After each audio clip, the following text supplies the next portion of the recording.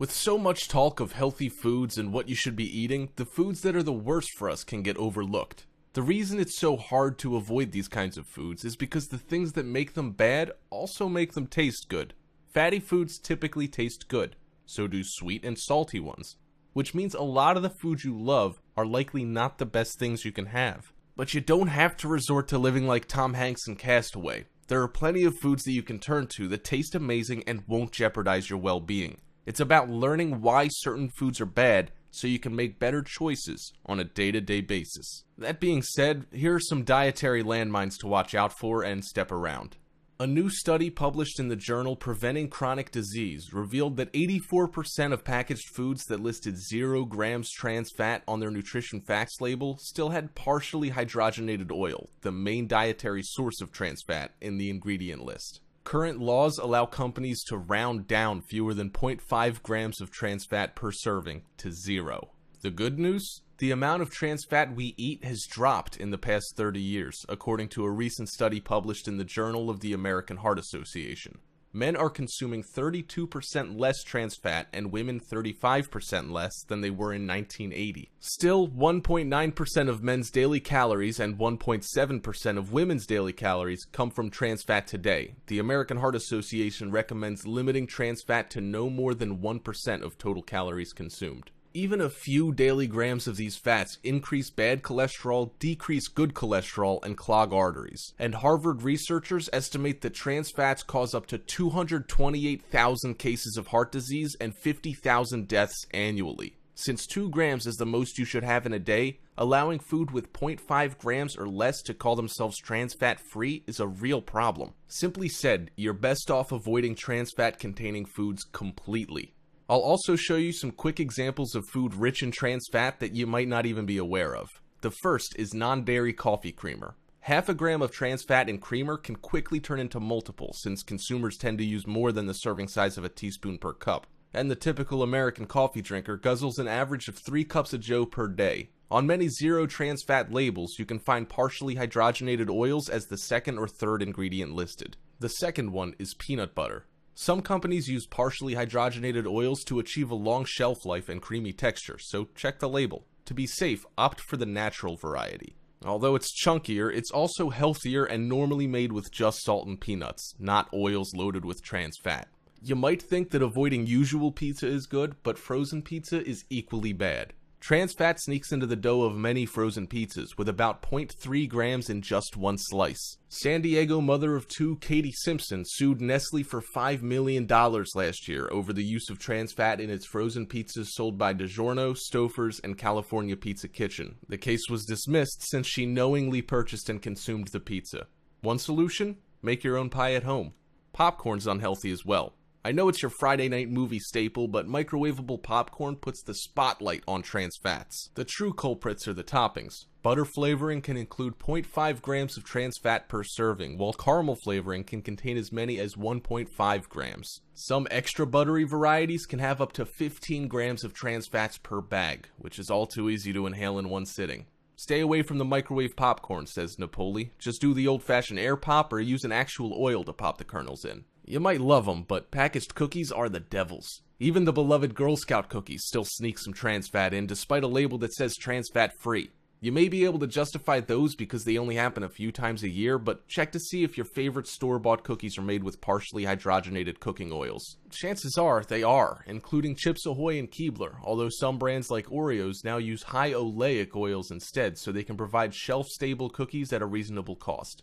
Lastly, margarine. Margarine consumption boomed during the butter shortages of World War II, with even Eleanor Roosevelt promoting it as her toast topping of choice. But it's a recipe for trans fat overload. To create the creamy spread, liquid vegetable oils are blasted with hydrogen. The more solid the margarine, the more it's been hydrogenated. Many labels claim to have 0 grams of trans fat, but if the label lists partially hydrogenated oils, those small amounts of trans fat can add up when you slather margarine on your food. High fructose corn syrup, or HFCS, is an ingredient that didn't exist before 1960, but has a strong appeal to food manufacturers because it's so very sweet, cheap to make, and easy to store. According to David Zinczenko in the Abs Diet, the human body doesn't have a shutoff switch for HFCS the way it does with real sugar. This leads us to keep drinking a cola or eating sweet treats long after we would have stopped if they were naturally sweetened. Those who pay attention to what they eat may have noticed high fructose corn syrup creeping into an alarming number of foods in the supermarket aisle. Corn subsidies and other trends have pushed this relatively unhealthy substance into many of the general food groups that we shop for on a regular basis. Here are some of the popular food and drink items that contain high fructose corn syrup, an element with a lot of sugar that has been known to contribute to diabetes and other conditions when eaten in excess. Soft drinks are packed with HFCS. It's no surprise to most of us that soda is chock full of high fructose corn syrup. To those who aren't used to the drink, the stuff can be almost sickeningly sweet. Even diet varieties can have a large amount of this sweetener.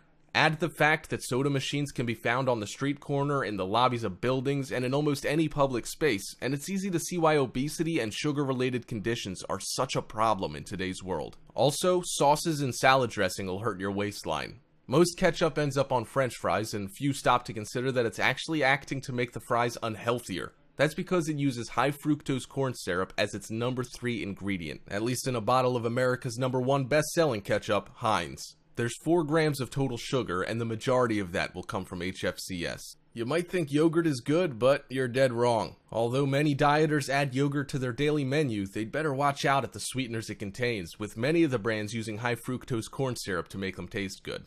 Going with a light version of yogurt no doubt means you're getting an artificial sweetener, which can be just as bad. Pay extra attention to processed snacks too.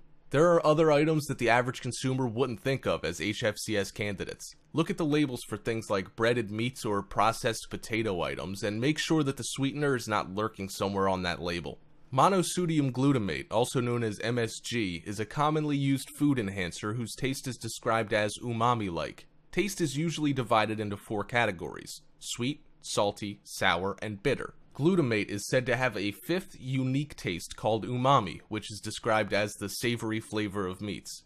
MSG is used to enhance this so-called umami flavor and is known to have negative side effects even when ingested in small amounts. Since MSG is found so frequently in processed foods, it is very hard to avoid, except in cases when the packaging specifically states that the product contains no MSG. Even then, manufactured free glutamic acid can be found in different forms, such as torula yeast. MSG, torula yeast, yeast extracts, and hydrolyzed proteins can raise levels of glutamate, which in turn overstimulates neurons. Synthetically produced glutamates may have different names, but are all essentially MSG. Some common glutamates strongly related to MSG include hydrolyzed proteins, autolyzed yeasts, protein concentrates, yeast extract, glutamic acid, and the list goes on.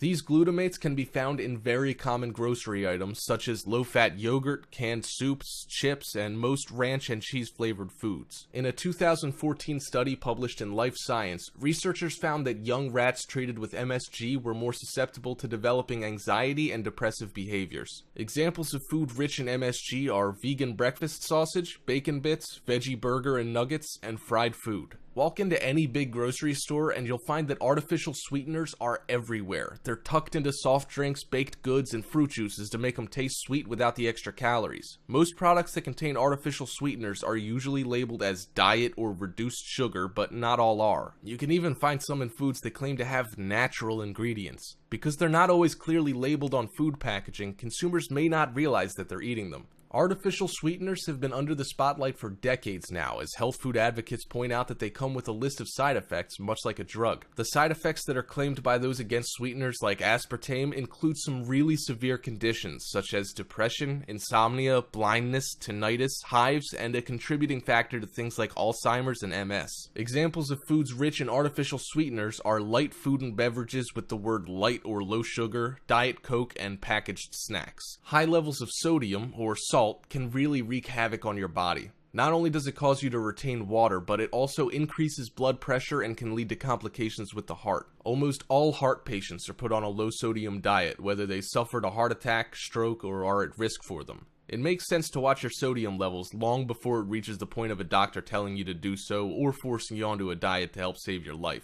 Foods high in sodium are cheese, salty snacks, frozen meals, bread, and tortillas. Foods high in calories can really add to your waistline in a hurry if you're not careful. The reason they're so sneaky is because you can consume hundreds of calories quickly and not even be aware of it. A popular dieting theory is that the fewer calories taken in, the more weight you'll lose, all else being equal. That's why you see people going on low-calorie diets and trying to burn calories in the gym. You don't have to go to extremes, but minding the calories you consume will lead to a healthier you. Examples of food choices high in calories are pasta dishes, chocolate, and chia seeds. It's not as if you have to go low carb or no carb, but you should still keep an eye on your carbohydrate intake. In fact, there's even a recommended daily allowance set at 130 grams. Why are too many carbs unhealthy? Foods high in carbohydrates will be digested quickly and tend to increase your blood sugar levels. This causes a release of insulin, which produces glycogen, which gets stored in the body as fat. They're also responsible for making you feel hungry again quickly and can lead to more eating and overeating than would otherwise happen. Examples are bagels, coffee drinks, and movie popcorn.